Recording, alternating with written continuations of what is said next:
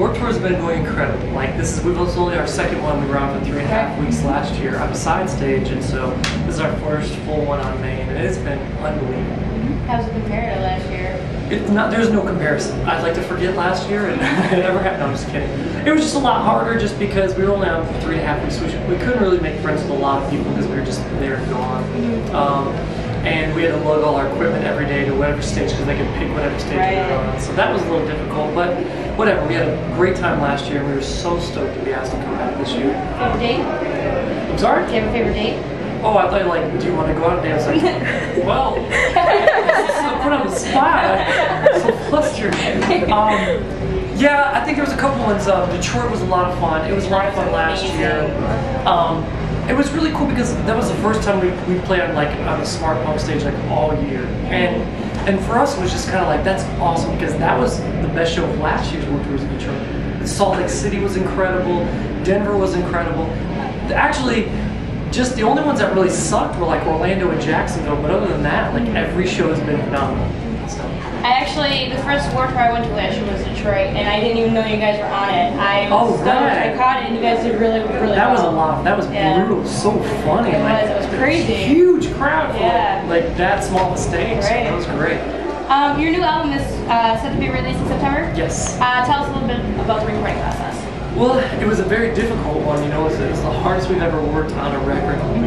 Our first record ever took Blueprints only took 3.5 weeks to record, and our last one took 4.5 weeks, Cities. And so you can see that's just like right around a month. This one took 3 months, and it was brutal. Like we would wake up at 9 and get off at like 10. So it was like 12, 13-hour days.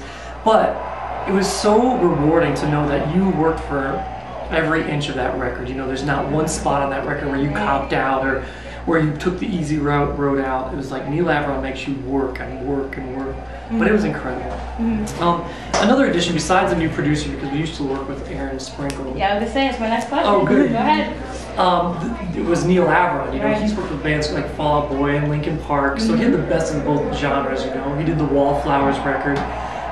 So we just felt like he was the most. We felt like he was the most amiable as far as having the best of both worlds.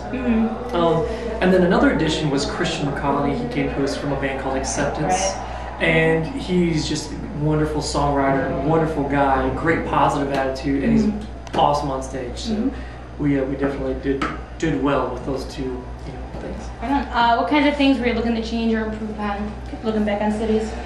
Definitely songwriting. I just felt like at some moments I copped out on lyrics because, it's not a cop out. It's the fact that like I didn't have anybody to bounce ideas off.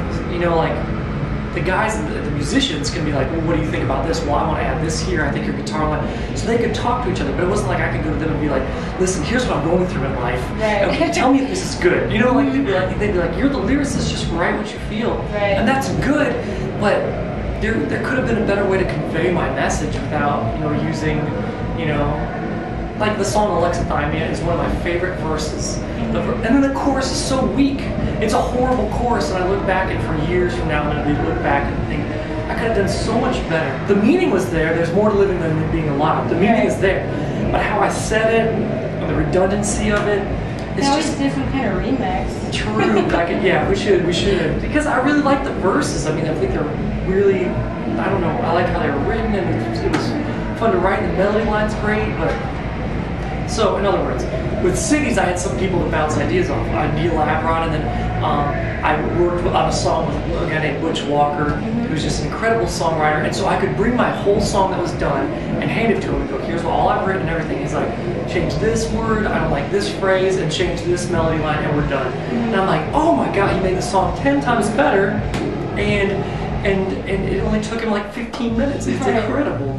So I needed that, and I feel like Cities has that on many different levels. Now Joey, the primary songwriter, had Christian who writes songs, so they bounce ideas off, and then I could have other people bounce ideas. That's awesome. This is the band's first release on Universal Republic. Yes. Did you have any sort of pressure, living up to the expectation of your fans, more so than maybe the ones you had set for yourself? I think the highest standards was to ourselves, because we're the ones who have to sleep with this record every night. Right. and just live with it for the rest of our lives. And then next was the fans, because man, they have just been so loyal and so good to us. The way they accepted cities, I mean, the fact is we're the smallest band on the main stage of Warped Tour, and yet we've won like Play Extra 10 Minutes like 7 or 8 times. We won today, we won tomorrow, we won yesterday, and it was just like, guys, we don't deserve this thing. Do you know who we are? That's say anything right there. Right. You know, like, oh my God, they're huge. I mean, they're a great band. Right. But, and so I think the expectation for them is like, you know, very much not wanting to let them down, but also wanting to take Anberlin to the next level even lyrically. Just go, you know, Cities was a glorified, you know, it was like a glorified experiment, because the other previous records were, for me, it was very surface as far as lyrics go. And then Cities came out, I was like, dude, I'm just gonna bare my soul, but you only get one shot at this, fans, you know, like you only get, and they were just like, I love it. This means so much to me. I'm like, amazing CD. Okay. So then that's what you know, because of them, I was allowed to write New Surrender, you know, and they kind of like paved the way to go, it's okay. So I mean, there's songs like about homelessness and the seconds before you die, and about like what if the world was gonna end, like what are some thoughts that are running through your head.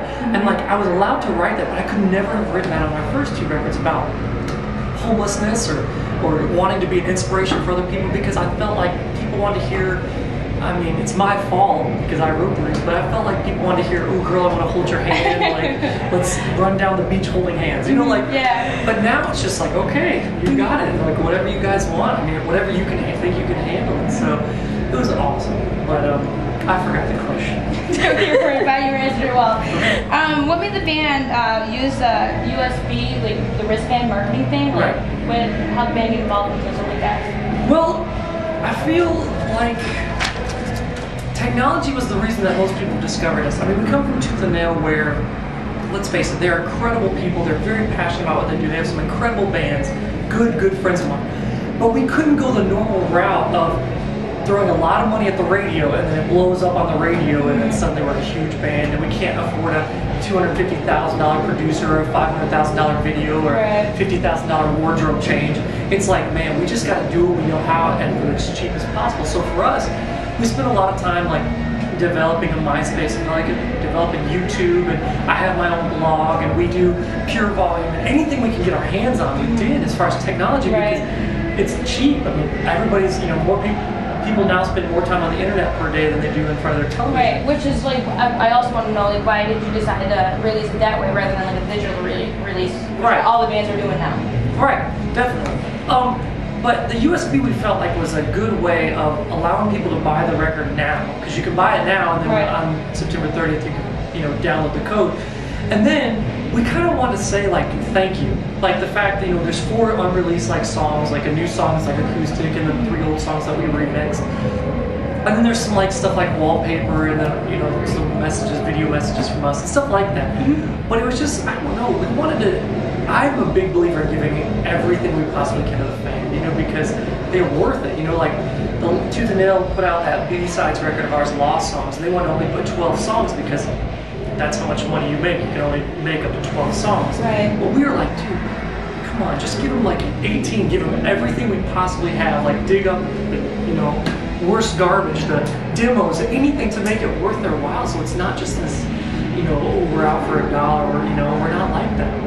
We're out for like the most we can possibly give the fans. So I figured with a bracelet and a pre-release, and they can feel involved with the record, like I already own the record, like I'm a part of this. And so I think that's why we did it. You know, just because we understand technology. And I think if you found Anberlin, chances are like 60% chance that you found us online. You know, you found us through a MySpace, or somebody telling you about it, or file sharing, or something like that. So I don't know, we want to stick with that.